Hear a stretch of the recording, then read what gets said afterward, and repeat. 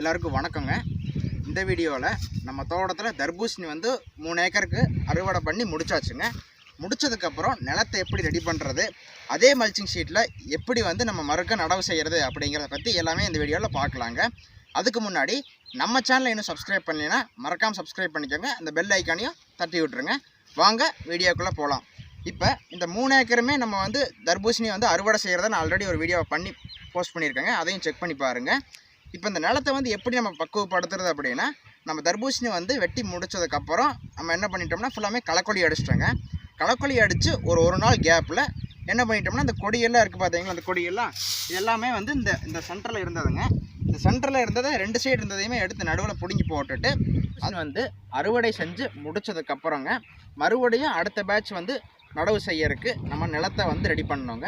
போன பேட்ச் என்ன பண்ணியிருப்போம்னா அடி உரங்கள், இந்த மல்ச்சிங் ஷீட்டுக்கு அடியில் வந்து அடி உரங்கள்லாம் கொடுத்துருப்பாங்க. கொடுத்து நம்ம அதுக்கு மேலே தான் அந்த மல்ச்சிங் ஷீட்லாம் போட்டு விதை நட்டுருப்பாங்க. இந்த டைம் வந்து வெயில் சீசன் அப்படிங்காட்டி நம்ம என்ன பண்ணோம்னா நாற்று விட்டுட்டோங்க. நாற்று விட்டு எல்லாமே பண்ணும்போது இப்போ நம்ம போன டைம் இந்த இடத்துல இந்த கொடி இருந்துருக்குங்க. கொடியை பிடுங்கியிருப்போம். கொடியை பிடுங்குறது என்ன ஆகும்னா அந்த இடத்துல இருக்க சத்தை எல்லாமே அந்த மண்ணோட சேர்ந்து வெளியே வந்துடுங்க. அதனால நம்ம இந்த டைம் என்ன பண்ணுறோம்னா அடி உரங்கள் வந்து நம்ம எப்படி கொடுக்குறோம்னா இயற்கை உரங்களாக கொடுக்குறோங்க. ஏன்னா அது வெயில் சீசன் காட்டி நம்ம கெமிக்கல் உரம் எதுவுமே பயன்படுத்த கிடையாதுங்க. இப்போ அடி உரங்கள் என்னென்ன கொடுக்குறோம் அப்படின்னா, ஒன்று வந்து மண்புழு உரங்க, இன்னொன்று வந்து வேப்ப முன்னாக்கு. இது 2 தாங்க யூஸ் பண்ணுறோம். மண்புழு உரம், வேப்ப முன்னாக்கு அதெல்லாம் எப்படி மிக்ஸ் பண்ணுறது அப்படிங்கிறத அடுத்து பார்க்கலாங்க. அதுக்கு முன்னாடி இந்த கொடியெல்லாம் சென்டரில் பிடுங்கி போட்டிருக்கோம் பார்த்தீங்களா. ஒரு 4 நாள் களக்கொல்லி அடித்து ஒரு 4 நாளில் கொடி எல்லாமே நம்ம பிடுங்கி போட்டுருவோங்க. பிடுங்கி போட்டுட்டு அப்படியே விட்டோம்னா என்ன ஆகும்னா உங்களுக்கு இந்த கொடிக்கு அடியே வந்து கீழே வந்து இந்த மாதிரி ஃபங்கிசைட் மாதிரி ஃபார்ம் ஆயிருங்க. இந்த பழைய காயெல்லாம் இருக்குது பார்த்தீங்களா, அதில் அழுகி போன மாதிரி ஃபங்கிசைட் ஃபார்ம் ஆயிருங்க. ஃபங்கிசைட் ஃபார்ம் ஆகாமல் இருக்கணும்னா என்ன பண்ணோம்னா அந்த கொடி எல்லாமே ஒரு 10 நாளில் எடுத்து ஒரு ஓரமாக போட்டு தீ வச்சிடறதாங்க உங்களுக்கு பெட்டரான ஐடியாவே. இந்த கொடிகளை எல்லாமே சுத்தம் பண்ணதுக்கப்புறங்க இந்த வேஸ்ட்டான காய்கள்லாம் அந்த மாதிரி நிறைய இருக்குங்க. இந்த காய் எல்லாமே என்ன பண்ணோம்னா நம்ம எடுத்து அந்த வேஸ்ட்டோடவே போட்டு தீ வச்சிடணுங்க. தீ வச்சுட்டு நான் எடுத்து அதில் போட்டுடணும். ஏன்னா இந்த காயில் இருக்க வைரஸ் எல்லாமே மறுபடியும் நீங்கள் புது செடி நடும்போது அந்த செடி கூட போய் மிக்ஸாக என்ன ஆயிரும்னா உங்களுக்கு மறுக்க வைரஸ் வர ஆரம்பிச்சிருங்க. எல்லாமே கொடி இந்த வேஸ்ட்டான காய்கள் எல்லாமே சுத்தம் பண்ணி முடிச்சுட்டுங்க. அதுக்கப்புறம் நம்ம இப்போ வந்து மண்புழு உரம், வேப்ப புண்ணாக்கு எப்படி மிக்ஸ் பண்ணுறது அப்படிங்கிறத இப்போ பார்க்கலாங்க.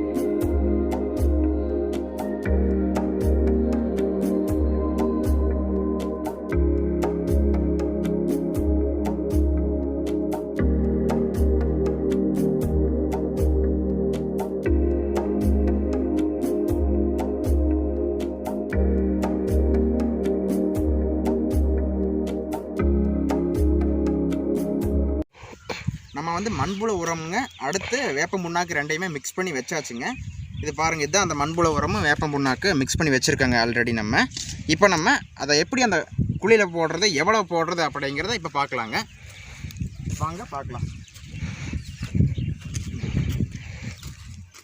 ஒரு குழிக்கு ஒரு 50 கிராம் அளவுக்கு போட்டால் போதுங்க. ஒரு கை அளவுக்கு போட்டால் போதுங்க.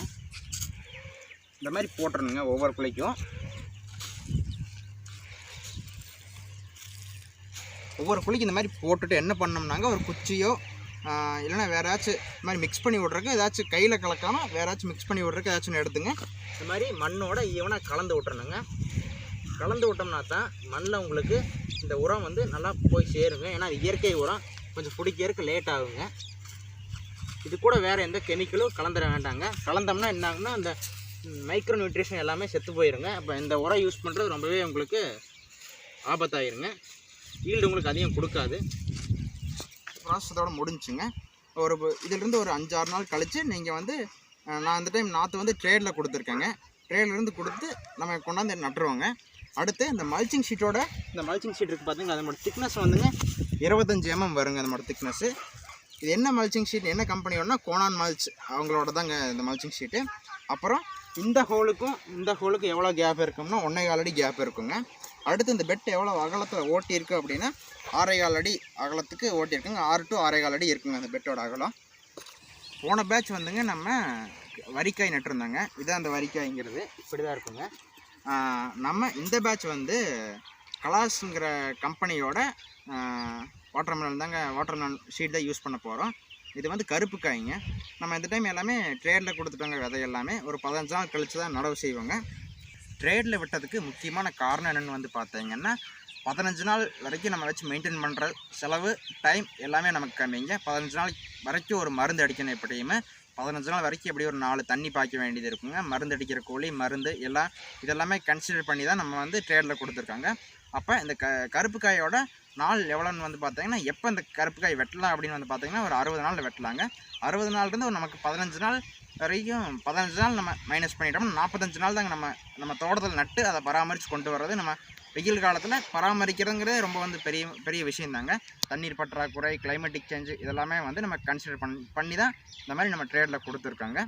நிலத்தை சுத்தம் பண்ணி எப்படி நம்ம நடவு செய்கிறது அப்படிங்கிறத எல்லாமே பார்த்தோங்க. நடவு செய்கிறத மட்டும் நான் இன்னொரு வீடியோவாக போஸ்ட் பண்ணுறேங்க. நான் இதோட இந்த வீடியோ முடிச்சுக்கிறேங்க. நன்றிங்க.